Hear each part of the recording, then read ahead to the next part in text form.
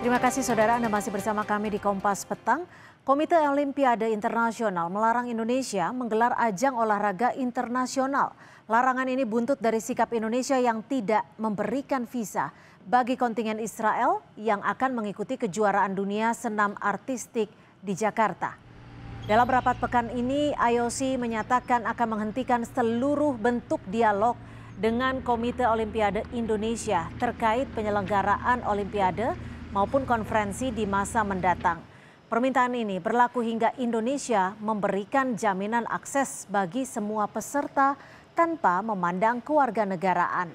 Permintaan ini merupakan buntut dari pembatalan visa kontingen Israel untuk mengikuti kejuaraan dunia senam artistik 2025 di Jakarta oleh pemerintah Indonesia.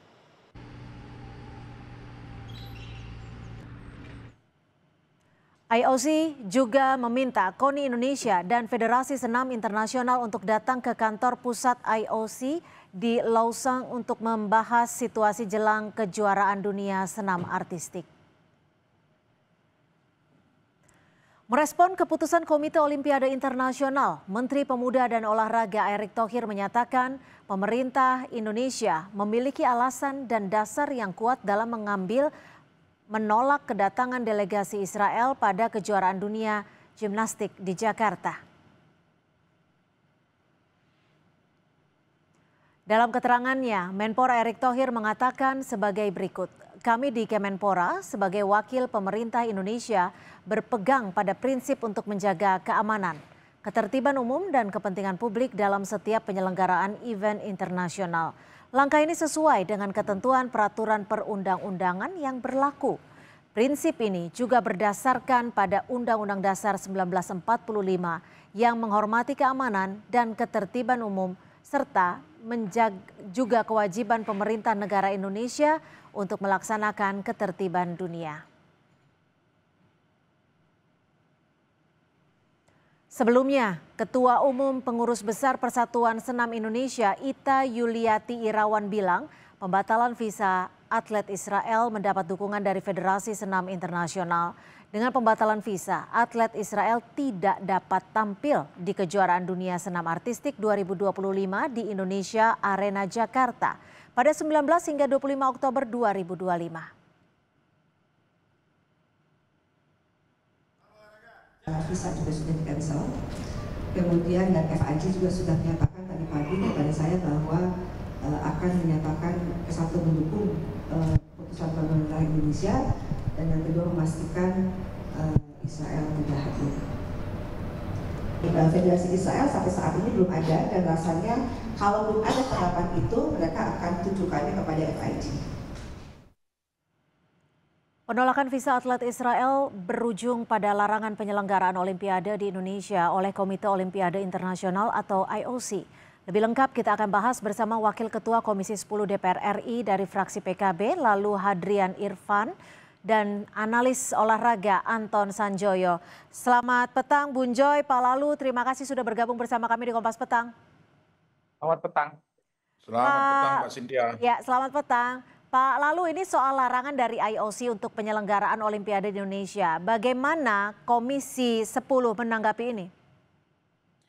Ya, pertama tentu kami di Komisi 10 sepakat dengan langkah yang diambil oleh pemerintah Indonesia. Dan kalaupun misalnya IOC melarang Indonesia sebagai tuan rumah di kejuaraan-kejuaraan internasional, itu kami sangat menyayangkan sekali. Harusnya IOC bisa berdiplomasi dengan Indonesia terkait dengan larangan tersebut.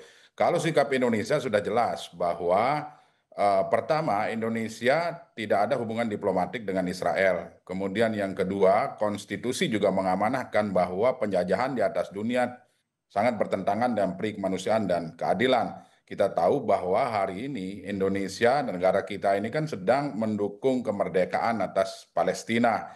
Nah, oleh sebab itu atas dasar-dasar itulah pertimbangan kenapa tim senam Israel tidak diperkenankan untuk ikut kejuaraan di Indonesia.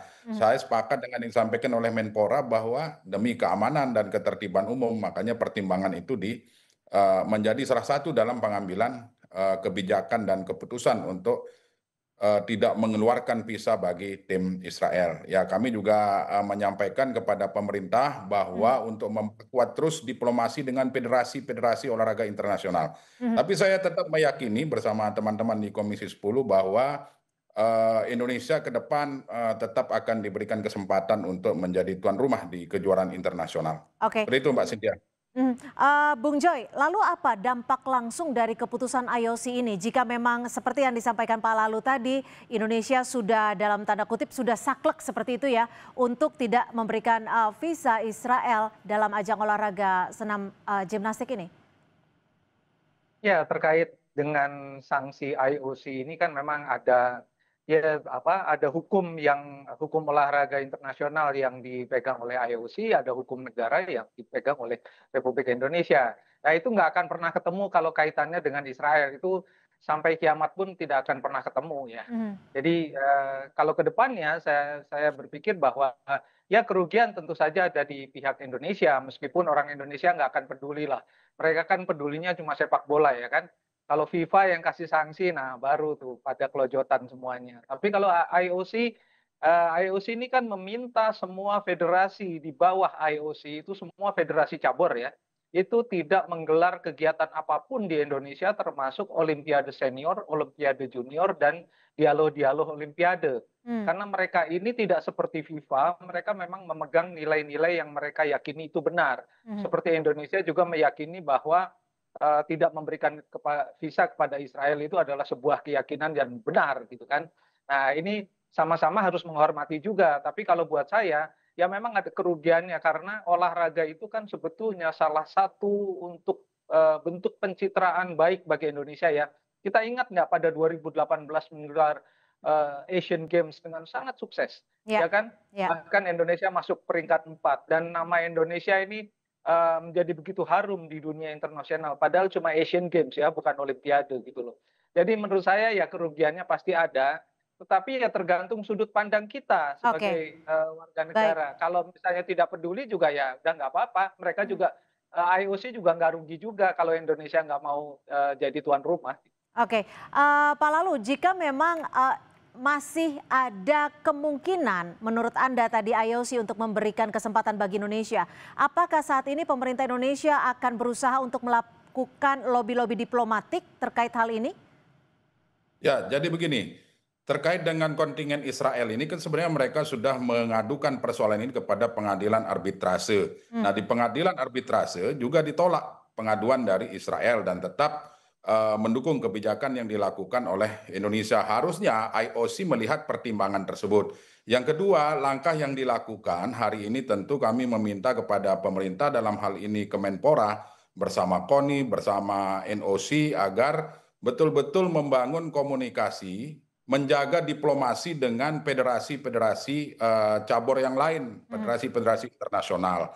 Nah, saya juga meyakini bahwa ini kan keputusan IOC, di mana dulu Pak Erick Thohir menjadi salah satu pengurus di IOC tersebut. Jadi kami meyakini Pak Erick Thohir sudah tahu langkah-langkah yang akan dilakukan. Nah, beberapa waktu yang lalu saya komunikasi juga dengan pihak Menpora, Ya. dalam hal ini Pak Erick Thohir, bahwa beliau akan melakukan langkah-langkah diplomasi untuk menjaga kepercayaan dunia internasional agar Indonesia tetap diberikan kesempatan untuk menjadi tuan rumah kejuaraan-kejuaraan internasional. Oke. Seperti itu, Mbak. Bung Joy, lalu jika memang ini akan terus berlanjut atas keputusan IOC, apakah akan ada dampak langsung bagi atlet Indonesia di ajang internasional khususnya? Kalau dampak langsung sih tidak, karena kan sanksinya bukan atlet Indonesia tidak boleh ikut. Ya kan, bahkan Rusia yang disanksi IOC juga kan sebetulnya atletnya masih boleh ikut tapi nggak pakai bendera Rusia kan, kira-kira gitu. Jadi ini nggak ada kaitannya dengan keikutsertaan atlet Indonesia. Jadi kalau soal atlet Indonesia masih bisa ikut di mana aja. Tetapi yang dilarang oleh IOC adalah federasi-federasi di bawah IOC, federasi senam, hoki, apapun, menembak, tidak boleh membuat kejuaraan turnamen apapun di Indonesia yang benderanya IOC. Jadi itu gitu loh. Jadi ya kerugiannya adalah Indonesia tidak bisa membuat membuat event yang bisa mengharumkan nama Indonesia di bawah bendera IOC, itu saja. Tapi atletnya sih bisa ikut di mana saja. Oke, Pak, lalu kalau kita lihat ke belakang, ini kan IOC melakukan keputusan ini karena dinilai bertentangan dengan prinsip dari IOC itu sendiri, yaitu inklusif terhadap seluruh atlet di dunia. Apakah ini juga akan menjadi pertimbangan bagi Indonesia untuk memberikan lobby-lobby saat melakukan lobby ulang kepada IOC? Ya tentu dengan keputusan IOC ini kami menyarankan agar Indonesia melakukan banding terhadap keputusan tersebut. Nah, namun lagi-lagi bahwa keputusan Indonesia tidak mengeluarkan visa terhadap atlet atau kontingen dari Israel merupakan langkah yang tepat yang sudah dikomunikasikan juga sebelumnya dengan banyak pihak. Mengingat bahwa politik luar negeri kita bebas aktif, kemudian konstitusi kita juga sudah jelas mengatur, menggarisbawahi, dan tentunya juga bahwa hari ini jelas arah pemerintah kita bahwa kita tegas untuk mendukung kemerdekaan Palestina. Olahraga itu tidak hanya sekedar sportivitas, tetapi tentu olahraga juga mengandung nilai-nilai kemanusiaan yang harus kita jaga dan junjung tinggi, Mbak Cynthia. Baik, Bung Joy, kalau IOC ini meminta Federasi Senam Internasional dan KONI untuk datang ke markas, aspirasi seperti apa yang setidaknya bisa dibawa untuk menjadi klausul agar setidaknya IOC bisa membuka hati lagi untuk memberikan kesempatan bagi Indonesia? Ya harus saya katakan bahwa IOC ini kan dikendalikan oleh IOC Executive Committee, ketuanya orang Zimbabwe. Anggota-anggotanya, wakil ketuanya ada beberapa negara termasuk Cina, Jepang, dan lain-lain. Pandangannya tuh biasanya juga berbeda-beda. Jadi menurut hemat saya, datang aja ke Lausanne, kemudian terangkan dari sisi Indonesia, karena itu akan menyangkut itikat baik ya, bahwa Indonesia masih mau berkomunikasi dengan IOC. Karena memang mau tidak mau, suka tidak suka, memang olahraga dunia kan dikendalikan oleh mereka.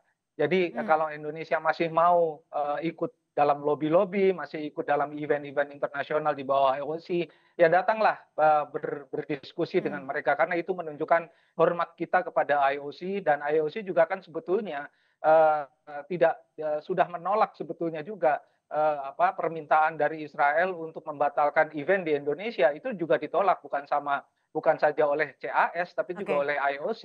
Tapi gitu. artinya Jadi menurut IOC Anda masih ada terbuka kesempatan ya untuk diselenggarakan di Indonesia, atau seperti apa nih untuk saat ini? Ya tergantung dari lobby, dan saya kira karena di IOC Executive Committee juga anggotanya bermacam-macam negara, pasti mereka punya pertimbangan berdasarkan politik luar negeri mereka kan masing-masing gitu loh. Tapi untuk suara keluar pasti hanya satu. Tapi menurut saya mereka juga kan ada lobby-lobby, itu semacam eksekutif komite di FIFA, di PSSI. Jadi mereka masing-masing punya kekuatan untuk bersuara di executive board. Nah ini yang menurut saya harus didekati oleh Erick Thohir, oleh pemerintah Indonesia, oleh Federasi Senam. Karena mereka masih punya kekuatan yang mumpuni di dunia olahraga dunia. Mau tidak mau itu kita harus akui. Oke, Pak, lalu apakah sudah ada komunikasi dengan Menpora Erick Thohir, negosiasi seperti apa yang setidaknya bisa dibawa ke IOC untuk tetap mengusahakan event berlangsung di Indonesia mungkin? Ya, komunikasi kami dengan Kemenpora bahwa tentu yang saya bilang tadi di awal, kita akan melakukan banding, kita akan melakukan komunikasi ulang, menjelaskan sebenarnya kenapa Indonesia mengambil kebijakan untuk tidak mengeluarkan visa terhadap atlet Israel. Dan saya meyakini bahwa ini belum keputusan final, tentu diplomasi akan terus kami dilakukan oleh pemerintah, dalam hal ini Kemenpora, kemudian KONI, NOC, dan sebagainya. Kita mengetahuilah, kita memiliki presiden yang hebat, memiliki kemampuan diplomasi yang ulung, dan saya meyakini IOC akan berubah pikiran dan Indonesia memang menjadi salah satu negara yang akan dipersiapkan untuk kejuaraan-kejuaraan dunia yang lain. Baiklah, Demikian. itu yang menjadi harapan kita bersama agar event olahraga internasional bisa juga kembali digelar di Indonesia, tentunya untuk kembali membuat nama Indonesia harum. Terima kasih Pak Lalu Hadrian Infani, Wakil Ketua Komisi 10 DPR RI, dan juga Bung Anton Sanjoyo sudah berbagi perspektif di Kompas Petang. Selamat sore. Selamat sore Mbak Cynthia, makasih. Saudara, informasi lainnya masih akan kami sajikan selepas jeda. Polisi gelar penggalian kembali makam jenazah bocah berusia 6 tahun yang diduga tewas dianiaya sang ibu tiri.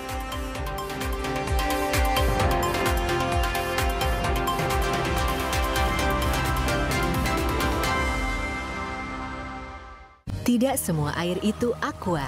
Yang dipilih dari sumber air di gunung terlindungi, disaring bertahun-tahun oleh lapisan bebatuan dan kaya akan mineral alami yang seimbang. Sehingga aqua terasa dingin tanpa didinginkan. Tiap orang punya semangatnya masing-masing untuk memberikan yang terbaik. Terima kasih untuk kamu yang tidak bercerita, tapi selalu semangat 100%. Kopi Kapal Api. Jelas lebih enak. Dunia terus berputar. Begitu banyak hal yang berakhir, namun banyak juga yang kembali dalam bentuk baru, memberi harapan baru. Seperti botol plastikmu yang dapat menjadi barang baru lagi melalui gerakan ekonomi sirkular nasional Le Mineral. Kini, plastik tidak lagi menjadi sampah, namun terus berputar dengan dipilah dan didaur ulang menjadi baru. Semua bisa mengambil peran penting dalam perputaran itu dari hulu ke hilir. Mulai dari kamu yang memilah sampah dari rumah, pemulung yang mengumpulkannya, hingga pekerja pabrik yang mendaur ulang. Bersama gerakan ekonomi sirkular nasional Le Mineral, mari jadikan botol plastikmu jadi baru lagi.